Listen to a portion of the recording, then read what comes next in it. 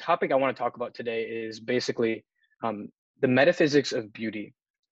Beauty is notoriously inscrutable within philosophy. Dostoevsky famously said, "Beauty will save the world," but we hardly understand how or why or what the mechanisms of beauty actually are. So, what I wanted to do today is offer a new perspective of beauty, a new definition of beauty, which is not is different than the traditional approach towards beauty. So a basic outline of what I want to do is on the screen. I want to first go over the problems with traditional definitions of beauty that most people are probably familiar with. Then I want to talk about how beauty is related to truth, which will be at the foundation of my thesis for a new definition of beauty. Third, I want to talk about the metaphysical structure of beauty, which will be relevant for later in the presentation when we're talking about the sixth point. Then I want to talk about the ubiquity or the commonality and the intensity of beauty. Fifth, I want to talk about the hot topic of whether beauty is objective or subjective and how that distinction is illusory. And finally, I want to talk about the implications of this reevaluation to see why it's actually important for us in our everyday lives. So first, going over the problems with traditional definitions of beauty. To understand what the definitions of beauty are in traditional philosophy, let's take a look at some definitions provided by prominent philosophers. The first definition is provided by Aristotle, who everyone knows as obviously a very prominent figure in the West and for the entirety of philosophy. He says that the chief forms of beauty are order and symmetry and definiteness, which the mathematical sciences demonstrate in a special degree. So notice how he argues it's a property of things. It is a property insofar as a thing is beautiful insofar as it contains order, it contains symmetry, it contains definiteness. Second, we can look at Alfred North Whitehead, who is a very prominent modern philosopher. He argues that beauty is the mutual adaptation of the several factors in an occasion of experience. In other words, the perfection of beauty is defined as being the perfection of harmony. So again, we see this theme of harmony, unity, symmetry. It is a property of things, which is basically an objectivist standpoint of beauty. However, we can also look at another perspective, which takes a very subjective perspective of beauty, which argues that it does not exist in objects as a harmonious property or as a definite property or as a symmetrical property, but exists instead in the mind, basically beauty being in the eye of the beholder.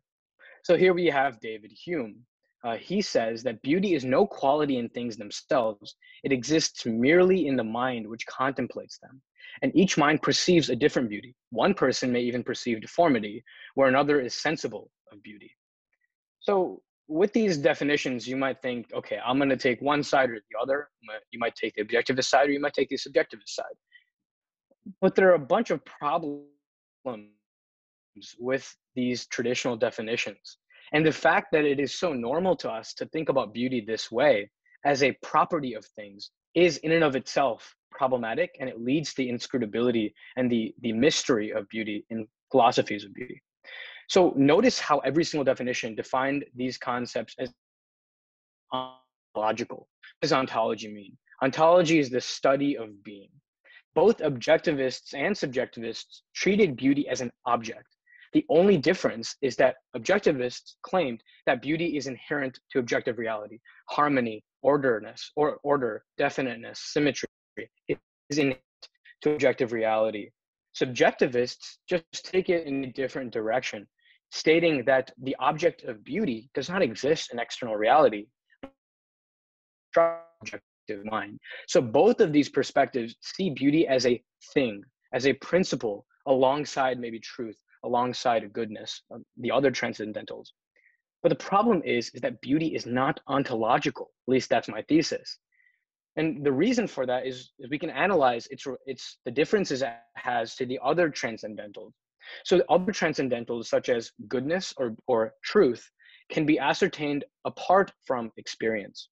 So for example, an ethicist can say self-sacrifice is morally good, even though the ethicist might not feel it as good.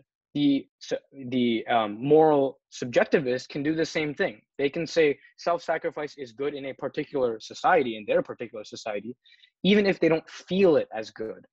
They can analyze it objectively because of the fact that it is apart from experience.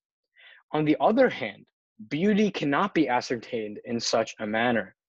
Rather, for example, imagine if a philosopher were trying to describe a painting as beautiful because it contains harmony, because it contains symmetry, because it contains definiteness, or because they just think it's beautiful because they just see it that, like that in their mind. They've constructed um, their own aesthetic standards. But then they tell you, actually, I don't feel it as beautiful. That would seem to most people as inauthentic, that they must be lying in some regard, or that they're just straight up contradictory. Because we understand that beauty cannot be ascertained independently, purely rationally. It is something that has to be experienced. So why is this important? Well, what this suggests is that beauty is phenomenological, not ontological. And this is absolutely crucial to the argument that I will be providing in this paper or in this presentation.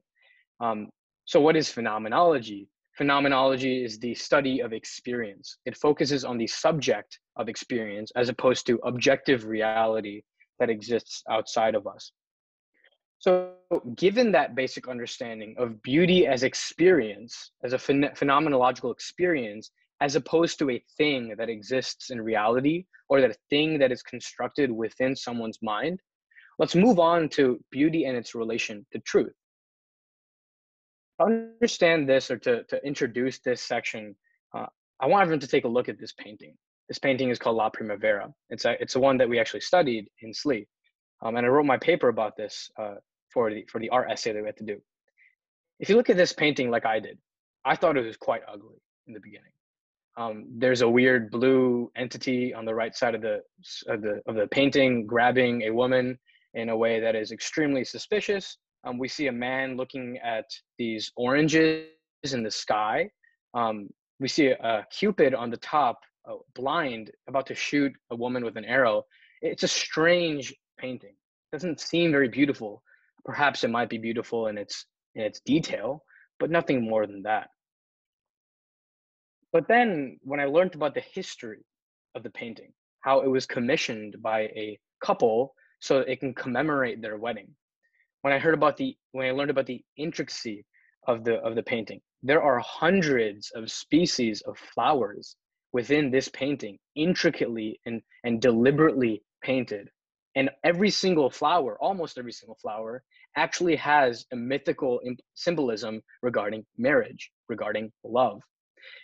And when I learned about the consistency, in fact, just take a look at this painting, a brief overview, because this is not the subject of what I'm talking about, obviously.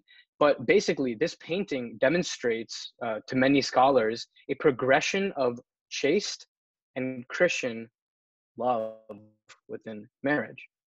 If you look at the right, love goes from something carnal to something beautiful. And the reason why Mercury, the man on the left, is looking up is because he's divining the heavens. Basically, the suggestion in this painting is that love ought to be oriented toward the divine. And even if that's obviously not adequately covered, the point is, it becomes beautiful when you learn about the internal consistency of the painting, the beauty, the themes of the painting, and how it's so intact. And so one theory we could say is that the source of beauty is the internal consistency of theme within art. But now let's take a second example, a sunset. Everyone has seen a sunset. Everyone thinks a sunset is beautiful. But have we thought about what is the source of beauty in the sunset?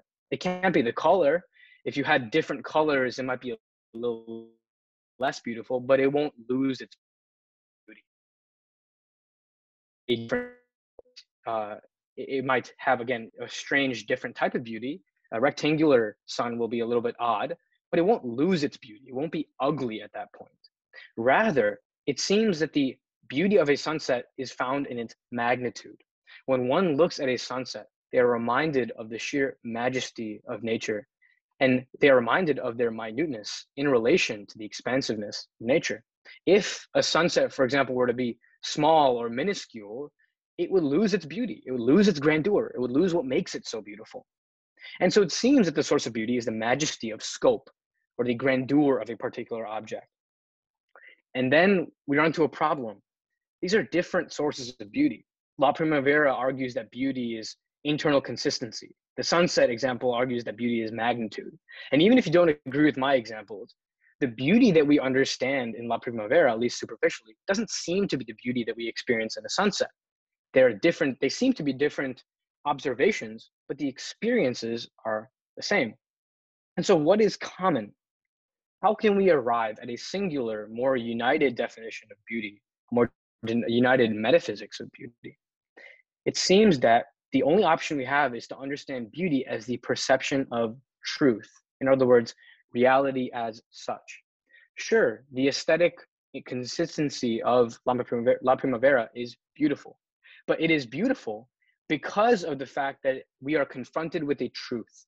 We are confronted with the truth of the consistency of the artistic form. We are confronted with the truth that art can be self-contained. And when we see that truth, when we understand and conceptualize that truth, it is beautiful to us. Same with the example of the sunset. When I look at the sunset, I perceive the truth of the magnitude of nature. And so the sunset is beautiful because of the fact, the magnitude of the sunset is beautiful because I am perceiving a truth about my relation to nature. And so why is this significant? Well, this suggests that beauty is the experience of truth. And again, this is basically the fundamental ethic of my argument, that beauty is not something alongside truth, alongside goodness as an ontological fact. It is the experience of truth. It is the experience of that transcendental specifically. And so given that, let's look into the metaphysical structure of beauty to understand it a bit more. There are three types of truths that can underlie experiences of beauty.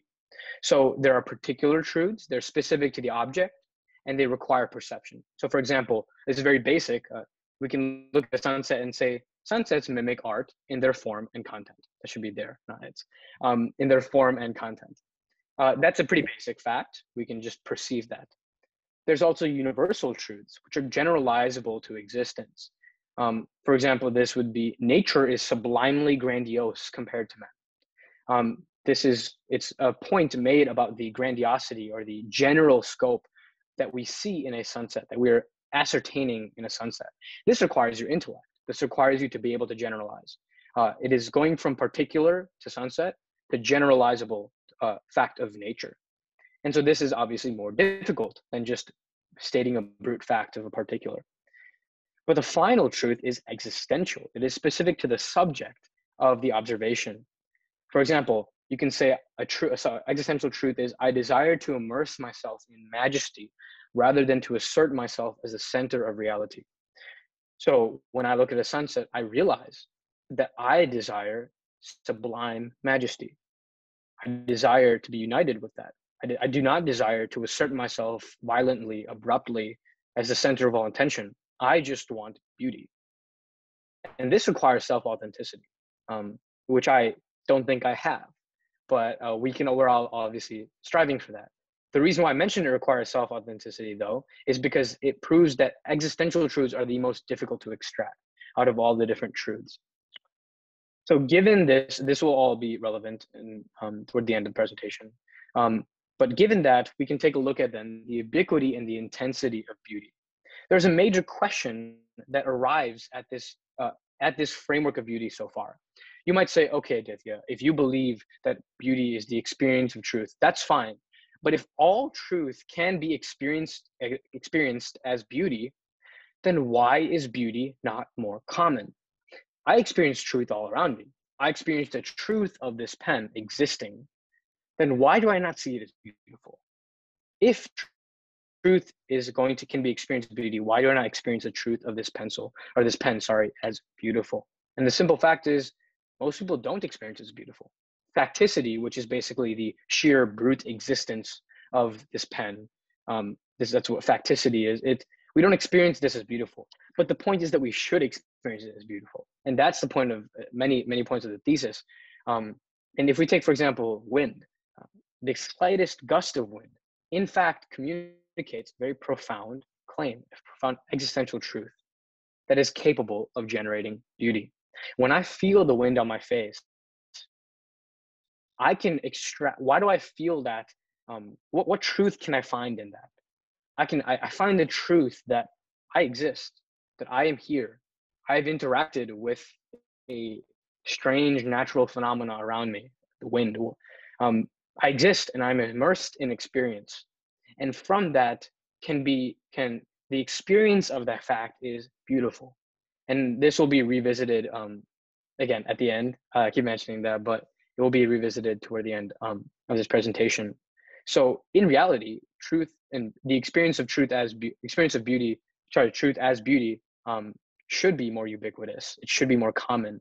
It's just that our perspective of beauty has been distorted to seem like it is some sort of fact in the world as opposed to an experience.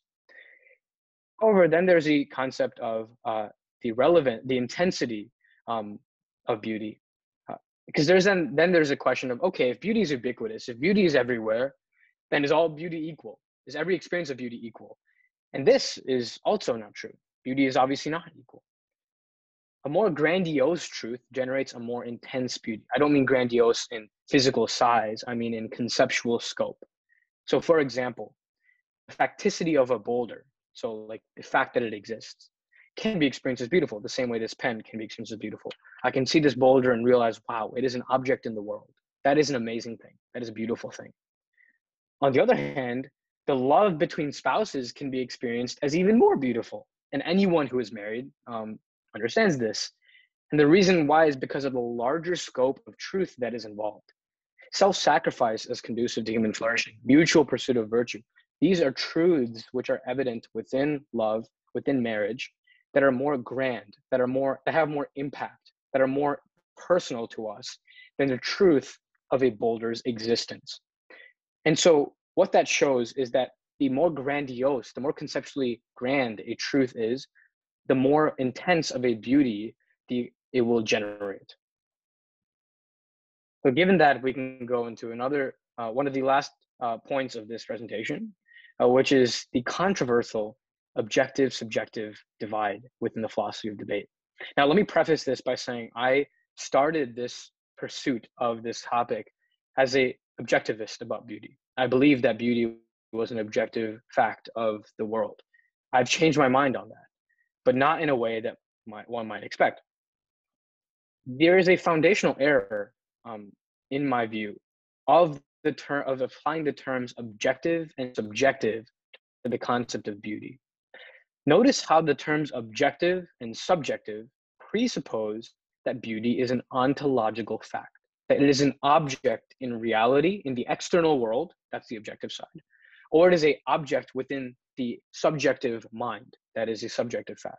It is all, the objective-subjective divide is obsessed with determining, do we find beauty in things or do we construct beauty in our minds? But the problem is, as we mentioned in the beginning, what started this entire endeavor is that beauty is not ontological. It is phenomenological, meaning it is fundamentally an experience. It is something that we undergo, we feel, we sustain. It is not something we touch, we identify, we use our intellect to ascertain. And so in that sense, it is neither subjective nor objective. The same way that pleasure or pain, both of which are experiences, are not subjective or objective. It just isn't the right terminology to apply to it. And so given this, we have to reconfigure the question.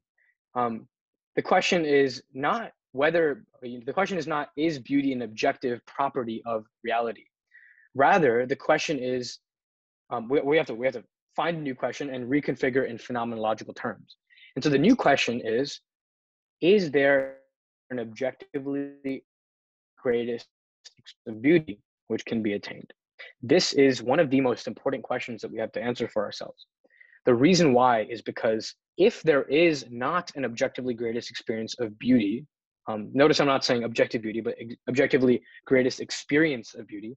If there's not a greatest experience, then every experience of beauty, every feeling of beauty, every premonition of beauty, and every pursuit of a greater feeling of beauty is done in futility. We are striving exhaustively after some sort of ideal of great beauty of objectively great beauty that doesn't exist. And that is a saddening fact, because initially there is no greatest beauty which we can ever grasp. On the other hand, if there is a greatest beauty, then every single experience of beauty that I experience today, that you experience tonight, that you experience tomorrow, and the rest of your life is approximating this highest ideal, this highest beauty. And so it's a quite weighty question. And so let's revisit the principle that I mentioned a little bit earlier. A more grandiose truth generates a more intense beauty. So what is the most grandiose truth? It is truth itself. It is the totality of reality as such. So, for example, it is conceptualizing everything that exists, it is everything that exists. It is the reality of everything that exists. And this is, for example, what scientists are trying to discover with a comprehensive account of the nature of reality. That is the fundamental ethic of string theory, to assert or to provide a singular account of existence, of reality. As such, given that beauty is the experience of truth, the most intense beauty will be the experience of the most grandiose truth, which is truth itself. Therefore, the greatest beauty is the experience, the conceptualization, the understanding of truth, of reality itself, of understanding everything that is, everything that was in the beginning, everything that is now, and everything that shall be. That is what it means to encounter, to experience the greatest beauty possible.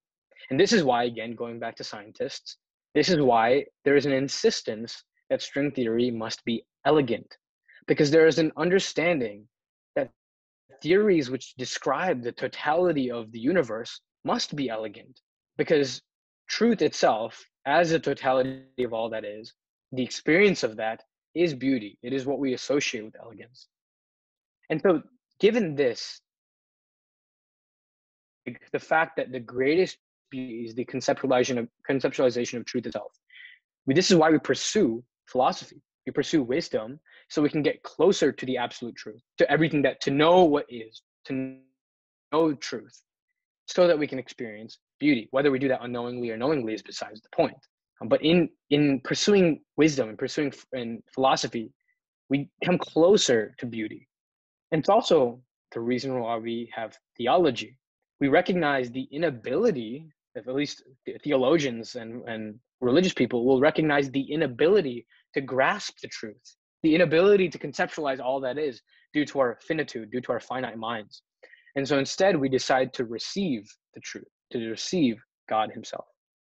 And so if God is truth, then the beatific vision, which is the Catholic principle of the experience of God upon death, for those who experience him in heaven, that is beauty. So let me say that again. If God is truth, then the experience of God in the beatific vision is beauty. It is not the experience of beauty. It is not a recapitulation of beauty. It is beauty. And as such, every single example of beauty, I argue, every single experience is a approximation of this final, ultimate, greatest form of beauty, the beatific vision. So what are the implications of this? How are we going to carry this into our life? The implications are threefold. I'll start with the existential, because I think it's the most personal to us. It's more relevant to us. Existentially, if beauty is the experience of truth, then we can find beauty in every single truth. So if I look at this pen, I can recognize a truth that it exists, its facticity, and then I can find beauty in that truth. I can find beauty in the fact that it exists, the fact that I exist alongside it. And also on top of that, on top of finding beauty in truth, I can also find truth in beauty. Every experience of beauty that I have, whether I'm looking at a sunset, a painting, or another person, there is some sort of truth that is hidden beneath that beauty, that is begging to be discovered. And that is that we must meditate on that concept. We have to meditate on the beauty around us and meditate on the truth around us so that we can find beauty, we can experience truth as beauty, and we can find truth in beauty. Philosophically, it means that we should pursue truth for beauty. Uh, if you've ever found yourself thinking, why should I even care about truth? Why should I pursue truth? Um, North Whitehead says a very profound statement, and paraphrasing, saying that truth is not good in and of itself. Beauty makes truth good. Beauty makes truth desirable, because we pursue truth so that we can experience the beauty of knowing, so we can experience the beauty of wisdom. And finally, pedagogically, I'm so sorry. That is also important. The implication is that we ought to teach truth with beauty. And this is arguably the most important.